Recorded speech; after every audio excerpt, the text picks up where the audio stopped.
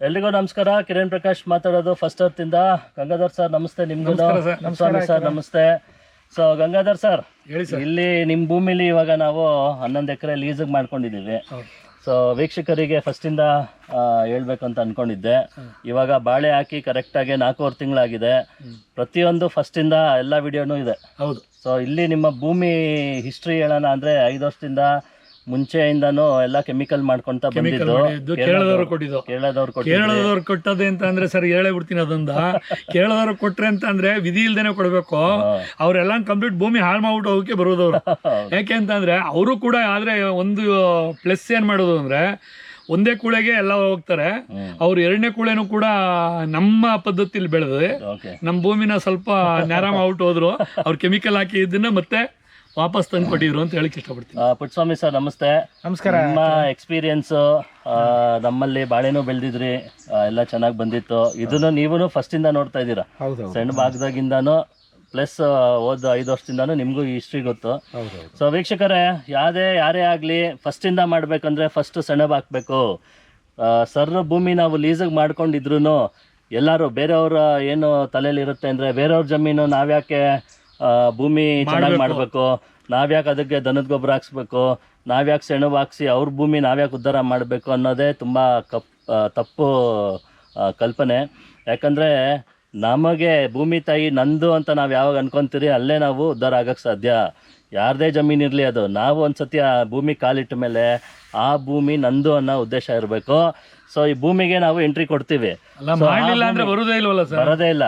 So step by step ನಾನು ಏನು ಹೇಳಕ್ಕೆ ಇಷ್ಟಪಡ್ತೀನಿ ಅಂದರೆ, ಫಸ್ಟ್ ನಾವು ಭೂಮಿ ಕಾಲಿಟ್ಟ ಮೇಲೆ ಆ ಭೂಮಿ ಹೆಂಗಿದೆ ಅಂತ ನಮ್ಗೆ ಹಿಸ್ಟ್ರಿ ಗೊತ್ತಿರೋಲ್ಲ, ಎಷ್ಟು ಭೂಮಿ ಹಾಳು ಮಾಡಿರ್ತಾರೆ ಗೊತ್ತಿರೋಲ್ಲ, ಎಷ್ಟು ಸಾವಯವ ಇಂಗಾಲ ಎಷ್ಟಿರುತ್ತೆ ಅನ್ನೋದು ನಮಗೆ ಗೊತ್ತಿರಲ್ಲ. ಹಾಗಾಗಿ ಎಕರೆಗೆ 25 kg ಸೆಣಬು ಹಾಕಬೇಕು. ಸರ್ ನಿಮ್ಮ ತೋಟದಲ್ಲೂ ಹಾಕಿದ್ರಿ, ಫಸ್ಟ್ ಕ್ಲಾಸಾಗೆ ನೇಂದ್ರ ಬೆಳೆದಿದ್ರಿ, ಫಸ್ಟ್ ಕ್ಲಾಸಾಗೆ ಮೆಣಸಿನ್ಕಾಯಿ ಬೆಳೆದಿದ್ರಿ.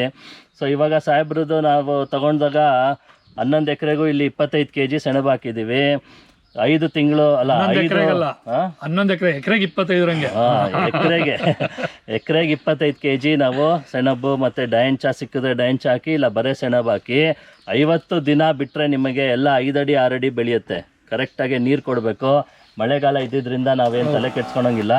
ಯಾರಿಗೆ ಮಳೆ ಇಲ್ಲ ಅವರು ದಯವಿಟ್ಟು 90 ಇಲ್ಲ 100% ನೀವು ಮಳೇಲಿ ಹಾಕೋಕ್ಕೆ ಪ್ರಯತ್ನ ಪಡಿ. ಮಳೆಗಾಲದಲ್ಲಿ ಹಾಕೋಕ್ಕಾಗಿಲ್ಲ ಅಂದರೆ ನೀವು ಸೆಣಬು ಡಯಂಚ ಹಾಕಿದಾಗ ಚೆನ್ನಾಗಿ ನೀರು ಕೊಡಬೇಕು. ನೀರಂದರೆ ಡ್ರಿಪ್ಪಲ್ಲಿ ಕೊಡ್ತಾರೆ ಎಷ್ಟೊಂದು ಜನ, ಅದು ವರ್ಕ್ ಆಗಲ್ಲ. ನೀರಂದರೆ ಚೆನ್ನಾಗೆ ಸ್ಪ್ರಿಂಕ್ಲರು ಇಲ್ಲ ರೈನ್ ಗನ್ನಲ್ಲೇ ಕೊಡಬೇಕು. ಚೆನ್ನಾಗಿ ತ್ಯಾವ ಮಾಡಬೇಕು, ಮಳೆ ಬಂದಂಗೆ ಚೆನ್ನಾಗಿ ಕೊಡಬೇಕು. ಅವಾಗ 5 ಅಡಿ 6 ಅಡಿ ಮೇಲೆ ಬಂದ್ರೆ ಚೆನ್ನಾಗುತ್ತೆ ಅಂತ. ಸೊ ಅದು ಮಾಡಿದ್ವಿ. ಸೊ ಅದಾದಮೇಲೆ ದನದ ಗೊಬ್ಬರ 3 ಟ್ರ್ಯಾಕ್ಟ್ರು ಲೋಡ್ ಹಾಕಿ 1 ಎಕರೆಗೆ ಅಂತ ಹೇಳಕ್ಕೆ ಇಷ್ಟಪಡ್ತೀನಿ. ಅದನ್ನು ನಮ್ಮ ಜೀವಾಣು ಅದಕ್ಕೆ ಹಾಕಿ ಅದನ್ನು ಕಾರ್ಬನ್ನ ಕನ್ವರ್ಟ್ ಮಾಡಬೇಕು, ಡಿಕಂಪೋಸ್ ಮಾಡಬೇಕು. ಇದೆಲ್ಲ ಸ್ಟೆಪ್ ಬೈ ಸ್ಟೆಪ್ಪು ಎಲ್ಲ ಥರ ವಿಡಿಯೋ ನೋಡಿದ್ದೀರಾ. ಸೊ ಇವಾಗ 4.5 ತಿಂಗಳಾಯಿತು. ಸರ್ ನಿಮ್ಮ ಅಭಿಪ್ರಾಯ, ನಿಮ್ಮ ಎಕ್ಸ್ಪೀರಿಯನ್ಸು, ಫಸ್ಟ್ ಅರ್ತ್ ಎಲ್ಲ ಒಂದು ಏನು ಹೇಳಿ ಸರ್. ಇಲ್ಲ, ಬೇರೆ ಬೆಳೆಗಳು ನೋಡಿದಾಗ ಈಗ ಇಲ್ಲಿ ನಮ್ಮ ಇದರಲ್ಲಿ ತೋಟದಲ್ಲಿ ಸಾಮಾನ್ಯವಾಗಿ ಏಲಕ್ಕಿ ಇತ್ತೀಚೆಗೆ ಏನು ಅಂತ ಅಂದರೆ ಈ ಸಿಗೋಟಕ ಅನ್ನೋ ರೋಗ ಎಲ್ಲ ಕಡೆನೂ ಕಾಡ್ತಾ ಇದೆ. ಪನಾಮ ರೋಗ. ಇಲ್ಲಿ ಒಂದು ಗಿಡನೂ ಸಹ ಇಷ್ಟು ಒಂದು 6,500 ಗಿಡದಲ್ಲಿ ಒಂದು ಗಿಡನೂ ಸಹ ರೋಗ ಅನ್ನೋದೇ ಕಾಣ್ತಾ ಇಲ್ಲ. ಎಲ್ಲ ಹೆಲ್ತಿ ಗ್ರೋ ಇದೆ. ಕರೆಕ್ಟಾಗಿ ಈಗ ತಕ್ಕಂತೆ ನಮಗೆ ಏನು ಈ 4 ತಿಂಗಳಿಗೆ ಏನಿರಬೇಕೋ ಅದಕ್ಕಿಂತ ಒಂದು ಹೆಚ್ಚಿನ ಒಂದು ಗ್ರೋತೆ ಕಾಣ್ತಾ ಇದೆ. ಇದಕ್ಕೆಲ್ಲ ಮುಖ್ಯ ಕಾರಣ ಅಂದರೆ ನಾವು ಯಾವುದನ್ನೇ ಆಗಲಿ ನಾವು ಶಾರ್ಟ್ಕಟ್ ಮೆಥಡೇ ಇಲ್ಲ. ವ್ಯವಸಾಯದಲ್ಲಿ ಶಾರ್ಟ್ಕಟ್ ಅನ್ನೋದೇ ಇಲ್ಲ. ಏನು ಸ್ಟೆಪ್ಪು ಮಾಡಬೇಕು, ಯಾವ ರೀತಿ ನಾವು ಇನ್ಪುಟ್ ಕೊಡಬೇಕು ಅದನ್ನು ಕೊಟ್ಟಾಗಲೇ ನಾವು ಇದನ್ನು ಇಳುವರಿನ ಮತ್ತು ಬೆಳೆನ ತೊಗೊಳಕ್ಕೆ ಸಾಧ್ಯ. ನಾವೇನಿಲ್ಲ ಇದನ್ನೊಂದು ಸ್ಕಿಪ್ ಮಾಡೋಣ, ಏನೋ ಗೊಬ್ಬರ ಹಾಕದಿದ್ರು ನಡೀತದೆ, ಇಲ್ಲ ಏನೋ ಒಂದು ಈ ಟೈಮ್ ಇಲ್ಲ, ಎಲ್ಲರಿಗೂ ಟೈಮ್ ಇಲ್ಲ. ಅಲ್ಲ ವ್ಯವಸಾಯ ಎಲ್ಲಾದ್ರೂ ಅಷ್ಟೇ. ಬಸ್ಸು ಈಗ ಒಂದು ಬೆಂಗಳೂರಿಗೆ ಹೋಗ್ಬೇಕು ಅಂದ್ರೂ ಟೈಮ್ ಇಲ್ಲ ಅಂತೀವಿ. ನಾವು ಕರೆಕ್ಟಾಗಿ ಟಿಕೆಟ್ ತೊಗೊಂಡು ಕರೆಕ್ಟಾಗಿ ರೈಲ್ವೆ ಸ್ಟೇಷನ್ಲಿ ಹೋಗಿ ಕಾಯ್ಕೊಂಡು ಹತ್ತಬೇಕೇ ಹೊರತಾಗಿ ಅದಕ್ಕೆ ಶಾರ್ಟ್ಕಟ್ಟು ಬೇರೆ ಕಡೆ ಮೆಥಡೇ ಇಲ್ಲ. ವ್ಯವಸಾಯದಲ್ಲಂತೂ ಶಾರ್ಟ್ಕಟ್ ಅನ್ನೋದೇ ಇಲ್ಲ. ಈಗ ನಾವು ಆ್ಯಪ್ನಲ್ಲಿ ಹೇಗೆ ಹೇಳಿದಾರೋ ಏನಿಲ್ಲ, ಯಾವುದೇ ಭೂಮಿ ಆಗಿರಲಿ, ಯಾವ ರೀತಿ ಹಾಳಾಗೇ ಇರಲಿ, ಅದರಲ್ಲೇನು ಅದಕ್ಕೆ ಭಯಪಡುವಂಥ ಅವಶ್ಯಕತೆ ಇಲ್ಲ. ನಿಮಗೇನು ಅಂತ ಅಂದರೆ ಅಪ್ಸಣಬು ಡಯಾಂಚ ಹಾಕಿದಾಗಲೇ ನಿಮಗೆ ಗೊತ್ತಾಗುತ್ತೆ ಅದರ ಗ್ರೋತು, ಅದರ ಎತ್ತರ ಎಷ್ಟಿತ್ತು ಅನ್ನೋದ್ರ ಮೇಲೆ ನೀವು ಭೂಮಿನ ನೀವು ಯಾವುದೇ ಮಣ್ಣು ಪರೀಕ್ಷೆನೇ ಬೇಕಾಗಿಲ್ಲ. ಅದು ನಿಮಗೆ ಎತ್ತರವಾಗಿ 4 ಅಡಿ 5 ಅಡಿ ಬೆಳೀತಾ ಕಣ್ಣು ಮುಚ್ಕೊಂಡು ಇದರಲ್ಲಿ ನೀವು ಮಾಡ್ಬೋದು.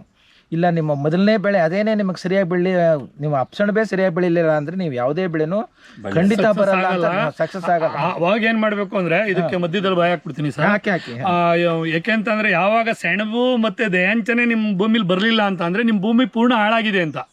ಅದಕ್ಕೆ ನಾವೇನು ಮಾಡೋಕ್ಕಾಗಲ್ವಾ ಅಂತಂದ್ರೆ ಎಲ್ಲಾನು ಮಾಡ್ಬೋದು.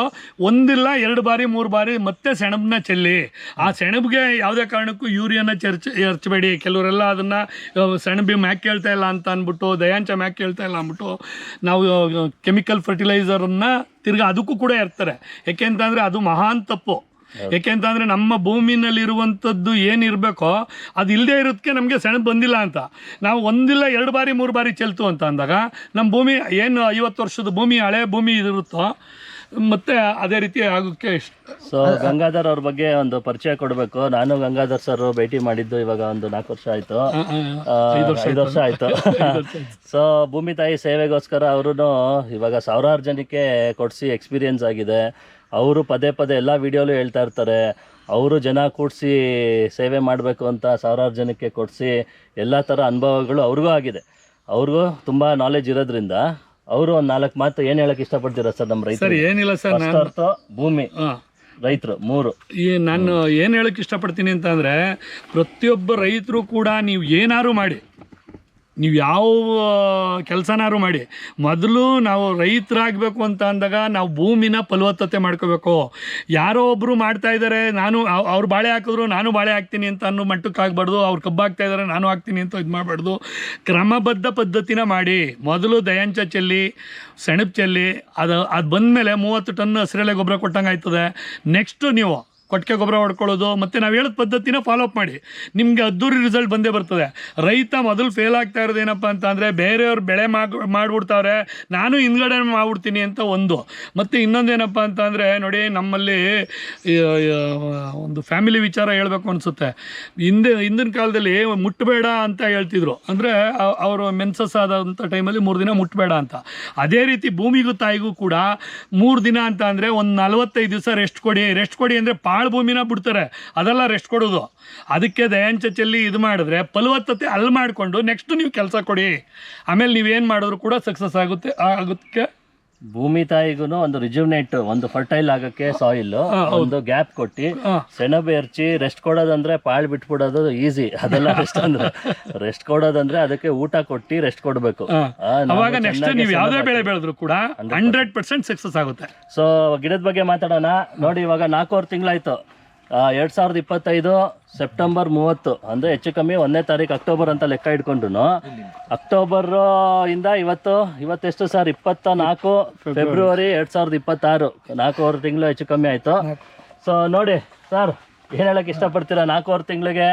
ಎಲೆ ನೋಡಿ, ಹತ್ರ ಬನ್ನಿ ಸುರೇಶ್ ಅವರೇ, ಗಂಗಾಧರ್ ಸರ್ ನೋಡಿ, ಎಲೆ ನೋಡಿ, ಹೆಚ್ಚು ಕಮ್ಮಿ 1.25 1.5 ಅಡಿ ಅಗಲ ಇದೆ, 1.5 ಅಡಿ ಬರುತ್ತೆ, 1.5 ಅಡಿ ಇದೆ.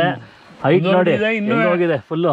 ಅಲ್ಲ ಯಾವುದೋ 1-2 ಅಲ್ಲ, ಹಂಗೆ ಸುತ್ತ ಒಂದು ರೌಂಡ್ ತೋರಿಸಿ ಫುಲ್ಲು ಲೈನ್ ನೋಡ್ಬೋದು. ಈ ಲೈನ್ ಫುಲ್ಲು ನೋಡಿ, ಕಂಪ್ಲೀಟ್ ಇಲ್ಲಿಂದ ನೋಡ್ಬೋದು.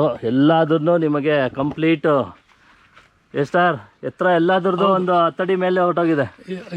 10 ಅಡಿ ಬರಲ್ಲ, ಒಂದು 8 ಅಡಿ ಎತ್ತತ್ರ ಹೋಗಿದೆ 4 ತಿಂಗಳಿಗೆ ಅಲ್ವಾ? ಸೊ ಪುಟ್ಟಸ್ವಾಮಿ ಅವರೇ, ಫಸ್ಟ್ ಇಂದ ನೀವು ನೋಡ್ತಾ ಇದ್ದೀರಾ, ಏನ್ ಹೇಳಕ್ ಇಷ್ಟಪಡ್ತೀರಾ ಸರ್? ಹಂಗೆ ಬುಡ ನೋಡೋಣ ಬನ್ನಿ ಸರ್, ಬುಡ ಇಟ್ಕೊಳ್ಳಿ ನೋಡಿ. ಒಂದು ಅಡಿ ಜಾಸ್ತಿ ನೋಡಿ, ಬೆರಳು ಇನ್ನ ಕೆಳಗೆ, ಫುಲ್ ಕೆಳಗೆ ನೋಡಿ, ಇಷ್ಟು ಜಾಗ ಇದೆ, ಇಷ್ಟು ದಪ್ಪ ಇದೆ. ಅದಲ್ದೇನೆ ಗಿಡ ನೋಡಿ ಹೀಗೆ ಜಂಪ್ ಆಗಿ ಹೇಗೆ ಬಂದಿದೆ ಅಂತ. ಅದೇ ಗ್ಯಾಪ್ ಇರ್ಬೇಕು, ಒಂದೆಲೆಗೂ ಒಂದೆಲೆಗೂ ಎಷ್ಟು ಹೆಲ್ದಿ ಇದೆ ಗಂಗಾಧರ್ ಸರ್. ಆಮೇಲೆ ಇನ್ನೊಂದು ಮತ್ತೆ ವಿಡಿಯೋದಲ್ಲಿ ಹೇಳ್ತೀವಿ, ನೆಲ ತೋರಿಸಿ ಸರ್, ಎಲ್ಲ ಪಟ ಮಾಡ್ಬೇಕು ಅಂತ ಅನ್ಬಿಟ್ಟು ಪಟ ಏರ್ ಹಾಕೋದು ಎಲ್ಲ ಮಾಡ್ತಾರೆ. ದಯವಿಟ್ಟು ಪಟ ಬೇಡಿ ಅಂತ ಅಂದ್ರೆ ಬೆಡ್. ಸೊ 3 ತಿಂಗಳಾಗಿದ ತಕ್ಷಣ ಬೆಡ್ ಮಾಡ್ತೀರಾ. 100 ವಿಡಿಯೋಲಿ ಹೇಳಿದ್ದೀನಿ ಏನೇನು ಮಾಡಬೇಕು ಅಂದರೆ, 1 ಡ್ರಿಪ್ಪೇ ಸಾಕು, 2 ಡ್ರಿಪ್ ಹಾಕ್ತಾರೆ. ಜಾಸ್ತಿ ನೀರು ಬೇಕು ಅಂತ ಜಾಸ್ತಿ ನೀರು ಕೊಟ್ಟರೆ ರೋಗ ಜಾಸ್ತಿ. ವಾಟರ್ ಮ್ಯಾನೇಜ್ಮೆಂಟ್ ತುಂಬ ಇಂಪಾರ್ಟೆಂಟು. ಸ್ಟೆಪ್ ಬೈ ಸ್ಟೆಪ್ ಹೇಳ್ಬಿಡ್ತೀನಿ ಬೇಸಿಕ್ ಏನೇನು ಮಾಡಬೇಕು ಅಂತ. ನಮ್ಮ ಜೀವಾಣುಗಳು 1 ಎಕರೆಗೆ 2 ಬಾಕ್ಸ್ 2 ತೊಗೊಳ್ಲೇಬೇಕು ಸೆಟ್ಟು. ಏನು ಸರ್? 1 ಬುಡಕ್ಕೆ ಹಾಕೋದು, 1 ಸ್ಪ್ರೇ ಮಾಡೋದು, ಎಲ್ಲ ತುಂಬ ಇಂಪಾರ್ಟೆಂಟು. ನೆಗ್ಲೆಕ್ಟ್ ಮಾಡಬೇಡಿ. ತಿಂಗಳಿಗೆ 1 ಸತಿ ಬುಡಕ್ಕೆ ಹಾಕೋದು, 1 ಸತಿ ಸ್ಪ್ರೇ ಮಾಡೋದು, ಇಷ್ಟ ಆಯಿತಾ? ಆಮೇಲೆ ಡ್ರಿಪ್ಪು ಡ್ರಿಪ್ಪಲ್ಲಿ ನೀವು ನೀರು ಕೊಡೋವಾಗ ಕಂಟಿನ್ಯೂಸ್ ಆಗಿ 8 ಅವರ್ ಕರೆಂಟ್ ಇದೆ ಅಂತ 8 ಅವರ್ ನೀರು ಬಿಟ್ಟರೆ ರೋಗ ಬರುತ್ತೆ, ಸಿಗಟೋಕ ಗ್ಯಾರಂಟಿ. ಒಂದ್ಸತಿ ಸಿಗಟೋಕ ಸ್ಪ್ರೆಡ್ ಆದರೆ ಕಂಟ್ರೋಲ್ ಮಾಡೋದು ಕಷ್ಟ. ನಮ್ಮದು ಸಾವಯವ ಯೂಸ್ ಮಾಡಿದ ತಕ್ಷಣ ರೋಗನೇ ಬರಲ್ಲ ಅನ್ನೋದಲ್ಲ, ರೋಗ ಬರ್ಬೋದು, ಬಟ್ ರೋಗ ನಿರೋಧಕ ಶಕ್ತಿ ಬರುತ್ತೆ. ರೋಗ ನಿರೋಧಕ ಶಕ್ತಿ ಜಾಸ್ತಿ ಇರೋದ್ರಿಂದ ಬೇಗ ವಾಸಿ ಆಗುತ್ತೆ. ಮಳೆಗಾಲದಲ್ಲಿ ನಮಗೆ ನಮ್ಮ ಕೈಯಲ್ಲಿಲ್ಲ ಮಳೆ, ಅಟ್ಲೀಸ್ಟ್ ನೀರು ಬಿಡೋದು ನಮ್ಮ ಕೈಯಲ್ಲಿದೆ.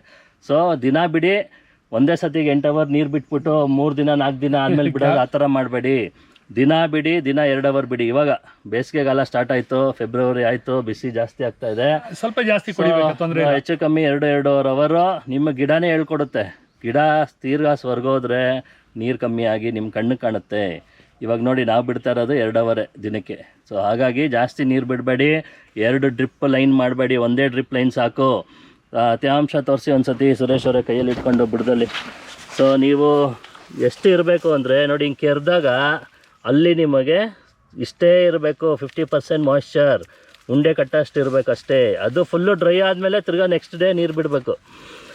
ಸೊ ಈ ಕೃಷಿಲಿ ಈ ಥರ ಇದೆ, ನೀರು ಬಿಟ್ಟಿದ್ದು 100% ಫುಲ್ಲು ಡ್ರೈ ಆದಮೇಲೆ, ಚೆನ್ನಾಗಿ ನೀರು ಡ್ರೈ ಆದಮೇಲೆ ಇನ್ನೊಂದ್ಸತಿ ನೀರು ಬಿಡಬೇಕು.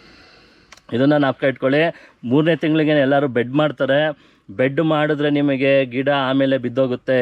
ನಮ್ಮ ಪದ್ಧತಿ ಫಾಲೋ ಮಾಡ್ತಿರೋರು ಎಷ್ಟೊಂದು ಜನ ಮಿಸ್ಟೇಕ್ ಮಾಡಿದ್ದಾರೆ, ಯಾಕಂದ್ರೆ ಅವ್ರಿಗಿನ್ನ ಭಯ, ಕನ್ಫ್ಯೂಷನ್ನು. ಅಕ್ಕಪಕ್ಕ ಅವ್ರು ಇರ್ತಾರಲ್ಲ, ಬುಡಕ್ಕೆ ಮಣ್ಣು ಕೊಟ್ರೆ ಬಿಗಿಯಾಗಿ ನಿಂತ್ಕೊಳ್ಳುತ್ತೆ ಅಂತ ತಿಳ್ಕೊಳ್ತಾರೆ, ಬೇರೆಲ್ಲ ಮೇಲ್ಗಡೆ ತೇಲೋಗೇನೆ ಅದು ಬೀಳೋದು. ಯಾವಾಗಲೂ ನೆಲದ ಮೇಲೆ ನೀವು ಬೆಡ್ ಮಾಡಿದಾಗ ಬೇರು ಒಳಗೋಗಲ್ಲ, ಬೇರು ಉಲ್ಟಾ ಬರುತ್ತೆ ಮೇಲಕ್ಕೆ, ಆವಾಗ ನಿಮಗೆ ಸ್ಟ್ರೆಂತ್ ಇರಲ್ಲ.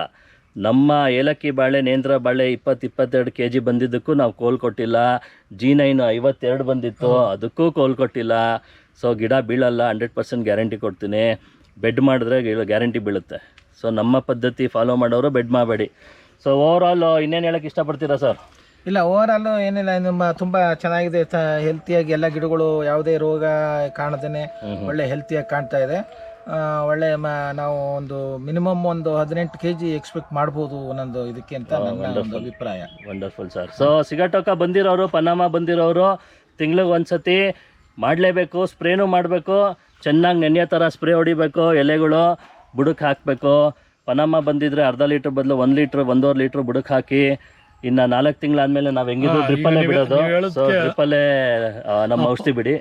ಪನಾಮ ಅಂತ ಹೇಳೋದಕ್ಕೆ ಹೇಳಿದೆ, ಇವಾಗ ಪನಾಮ ಬಂದದಕ್ಕೆ ನಾವೇನು ಹೇಳ್ತೀವಿ, 1 ಎಕರೆಗೆ 1 ಸೆಟ್ಟು ಅಂತ ಅಂದರೆ 1,000 ಗಿಡಕ್ಕೆ ಹೇಳ್ತೀವಿ. ದಯಮಾಡಿ ಇದೊಂದು ನಮ್ಮ ರೈತ ಬಾಂಧವರು ಇದನ್ನ ಗಮನದಲ್ಲಿ ಇಟ್ಕೊಳ್ಳಿ. ಪನಾಮ ಏನಾದ್ರು ಕಾಣ್ತು ಅಂದಿಟ್ಕೆ ನೀವು ಅರ್ಧ ಲೀಟ್ರ್ ಕೊಡೋ ಜಾಗದಲ್ಲಿ ಪ್ರತಿ ಗಿಡಕ್ಕೂ 1 ಲೀಟ್ರ್ ಕೊಡಿ, ಡಬಲ್ ಕೊಟ್ಬಿಡಿ. ಮತ್ತೆ ಸ್ಪ್ರೇನ 15 ದಿವಸಕ್ಕೊಂದ್ಸಾರಿ ಕೊಡಿ, ಯಾಕೆ ಅಂತಂದ್ರೆ ಕಂಟ್ರೋಲ್ ಆಗುತ್ತೆ. ಮತ್ತೆ ಮೂರನೇ ವಿಚಾರ ಏನಪ್ಪ ಅಂತ ಅಂದರೆ, ನಾನು ಇದೇ ವಿಡಿಯೋದಲ್ಲಿ ಹೇಳಕ್ಕೆ ಇಷ್ಟಪಡ್ತೀನಿ. ನಾನು ಏನಪ್ಪ ಅಂದರೆ, ಕಂಬ ಎಷ್ಟಾರು ಸಣ್ಣ ಇರಲಿ, ಯಾಕೆ ಒಂದೊಂದು ಗಿಡದಲ್ಲಿ ಕಂಬ ದಪ್ಪ ಇರುತ್ತೆ, ಕೊನೆ ಇಳುವರಿ ಕಮ್ಮಿ ಆಗುತ್ತೆ. ಒಂದೊಂದು ಗಿಡದಲ್ಲಿ ಕಂಬ ಸಣ್ಣ ಇರುತ್ತೆ, ಇಳುವರಿ ಜಾಸ್ತಿ ಆಗುತ್ತೆ. ಈ ಮೊತೆ ಕಡಿಯುವಂಥ ಟೈಮಲ್ಲಿ ಪ್ರತಿಯೊಬ್ಬರು ಕೂಡ 1 ಲೀಟ್ರ್ ಕೊಟ್ಬಿಡಿ. 1 ಲೀಟ್ರ್ ಕೊಟ್ಟಾಗ ಏನಾಗುತ್ತೆ ಅಂತ ಅಂದರೆ, ಅದು ತುಂಬ ಅದು 1 ಲೀಟ್ರ್ ಕೊಟ್ಟಾಗ ಮೊತೆ ಗುತ್ಕೊಂಡು ಬಂದು ಅದು ಇಳುವರಿ ಜಾಸ್ತಿ ಆಗುತ್ತೆ, ನೀಟಾಗಿ ಬರುತ್ತೆ, ಮತ್ತೆ ಕಾಯಿ ದಪ್ಪ ಆಗುತ್ತೆ. ಮತ್ತೆ 8 kg ಬರುತ್ತೆ ಗೊನೆ ಅಂತ ಅಂತಾರೆ, ಕಟ್ ಮಾಡ್ಬಿಟ್ಟು ತೂಕ ಮಾಡಿದಾಗ 11 kg ಗಂಟ್ಲು ಬಂದಿರುತ್ತೆ. ಅಂದ್ರೆ ಅಲ್ಲೇ ಇಳುವರಿ ಜಾಸ್ತಿ ಆಗುತ್ತೆ ನಿಮಗೆ ಅಂತ ಹೇಳಕ್ಕೆ ಇಷ್ಟಪಡ್ತಾ. ಮತ್ತು ಸ್ಪ್ರೇನೂ ಅಷ್ಟೇ ಎಲ್ಲದಕ್ಕೂ ಕ್ಲೀನಾಗಿ ಕೊಡಿ.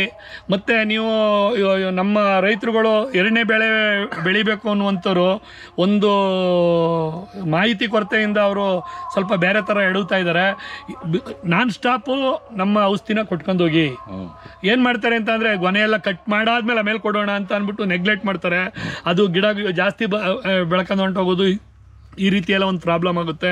ಇನ್ ಟೈಮಿಗೆ ಕರೆಕ್ಟಾಗಿ ಕೊಟ್ಕೊಂಡು ಹೋದಾಗ ನಿಮಗೆ 6ರಿಂದ 7 ತಿಂಗಳಿಗೆ 2ನೇ ಬೆಳೆ ಬರುತ್ತೆ. ಸೊ ಥ್ಯಾಂಕ್ ಯು ವೀಕ್ಷಕರೇ. ನಾನು ಪದೇ ಹೇಳ್ತಾ ಇದ್ದೀನಿ, ನಮ್ಮ ಭೂಮಿ ತಾಯಿ ಫಸ್ಟ್, ಭೂಮಿ ತಾಯಿನ ಉಳಿಸ್ಬೇಕು, ನಮ್ಮ ರೈತರನ್ನ ಉಳಿಸ್ಬೇಕು, ನಮ್ಮ ಕರ್ನಾಟಕ, ನಮ್ಮ ಇಂಡಿಯಾನ ಬೆಳೆಸ್ಬೇಕು. ಎಲ್ಲರಿಗೂ ಥ್ಯಾಂಕ್ಸ್ ಸರ್. ನಮಸ್ಕಾರ ಸರ್. Thank you.